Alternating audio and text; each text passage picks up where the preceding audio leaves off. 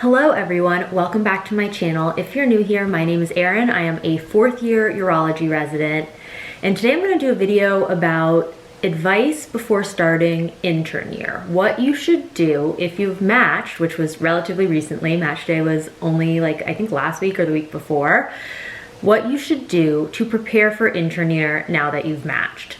These are things that I wish I knew. I did some of them, but not all of them were kind of spelled out for me. And I hope this is helpful for you because it's a really crazy time. You are nervous to start your first real job as a doctor, but you also want to enjoy yourself. So I think there's a balance to strike. But anyway, I'll get into that. I hope you enjoyed this video. If you do, please don't forget to subscribe.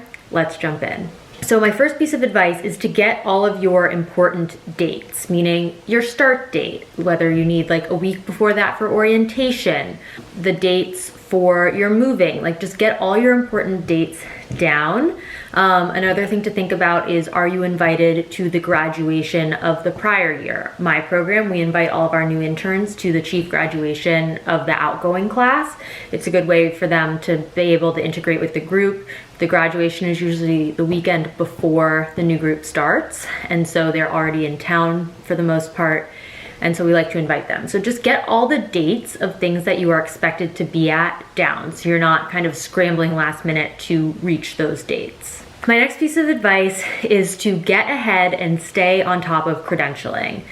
You will get a whole flurry of emails about credentialing, and you would need to get your state license, potentially 2 different ones if you are training in 2 different states. You need to get credentials for hospitals. There are sometimes a number of different hospitals that you need to get credentials for. You need to stay on top of this. You need to figure out when this paperwork's due, when you need to turn it in by, and stay on top of it, because we've had issues in the past where people have not been able to start on time because their credentialing is not in. And it's really important to not start off on the wrong foot, and you want to be fully credentialed so you can start on time with everyone else. So just read all of those emails carefully. If you need to make a master schedule of when everything's due and what you need to compile, do it. In addition to your actual license, your training license and your hospital credentialing, figure out if there's other things that you are expected to do before you start. For us, there's EMR training we're supposed to do, there's ACLS training we're supposed to do. Hopefully your program will send you all of these emails, but it is important to just figure out what else you need to do to be fully ready to start intern year in terms of getting the right licenses and the right credentialing down. Hopefully you will be able to talk to the current interns, the people that you are replacing as interns, so they can help you guide through that process. But it's really exciting time, and there's a lot to do, and you just want to make sure you get everything done. Next is budget. So once you figure out where you're going to live, how much your rent is, how much your student loan payments are going to be, what your salary is, obviously, how much you're going to put aside for your 401k, figure out a budget for expenses. It's really hard when you're in the thick of things to kind of think through this and think through a budget. It's really much easier if you have everything set out ahead of time and you don't have to think about it when time comes. So it's nice to have something already laid out that you can just slot your money into, and it's low stress when everything else is stressful around you. Another thing to do that I think is really important and is really useful is to kind of get organized. Specifically, get all your important files in one spot. These are things that you'll need to access over and over again that you need, and it's just going to be annoying to sort through all your stuff to find. So step scores, the official step transcripts, download those, keep them in a spot. Your CV, that should be updated because you've just applied to residency programs and have needed to send in a CV. But make sure to keep that updated, store that in your important files folder, and keep that updated throughout. Anytime you do something, just add it to the CV, because it's much easier to kind of keep it running and updated than to update everything all at once when you need to send it in somewhere. And you need to send it in randomly for things like credentialing at different hospital sites. You just need to send it in randomly all the time. As well as your headshot. Again, you should have had a headshot that you sent into residency programs. Keep this in that file, because I find myself using that headshot all the time for everything. It's the only professional headshot I have, and you have to send it for badges, for other credentialing things. Just nice to have really easily accessed. Next is to download and find your resources. You can talk to the residents about what they find are the most useful.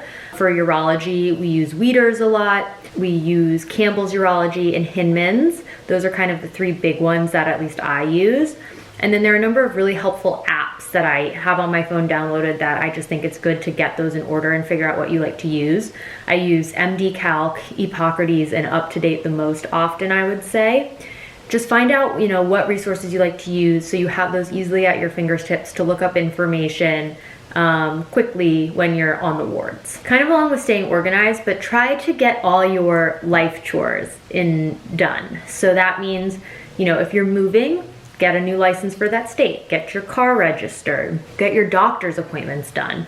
You have free time to get all your doctor's appointments done. You may need to find new doctors if you're moving. Try to, sort that out, schedule things in advance. At least you'll have the name of someone, even if the date doesn't end up working out. Just try to get as much of those life chores done before you start residency.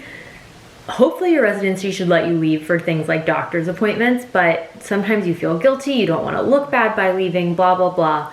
So just try to get as much done as you can before, and then you don't even have to worry about it, at least for a little bit. Get your teeth cleaned at your dentist, get all that done so you start just ready to go without those outside factors, taking your mind off of work and taking your mind off of things. Those are kind of the big nitty-gritty chores that I've just thought about over the last couple weeks of things I think you should think about getting done. Now for the fun stuff, I do think you should book a trip or book yourself something to look forward to. Hopefully your program has asked you for what vacations you want. At least mine, we try to plan out everyone's vacations the year before.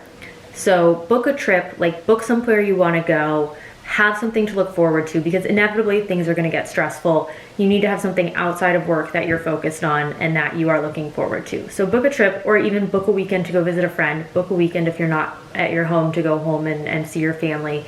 Just do something to look forward to when you're feeling overwhelmed by the newness of intern year. I personally do not feel like you should burn yourself out by studying in this time. You've already studied so much in medical school. You're going to learn so much more on the job in residency.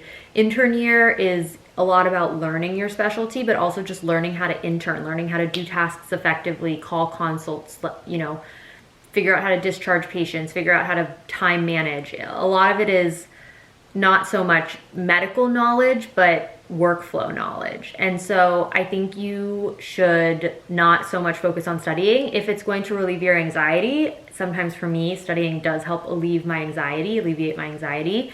And so if you feel that's going to be helpful, you do you, but I wouldn't stress out about studying. You want this time to be remembered as a really fun, relaxing time before starting a very intense job of residency.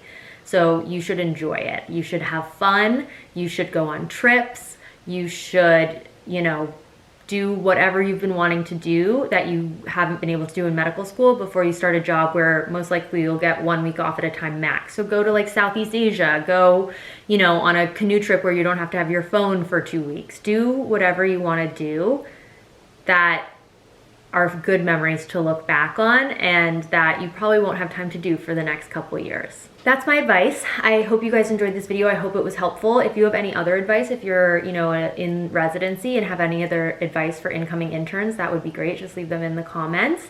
And I'll see you guys next time. Bye.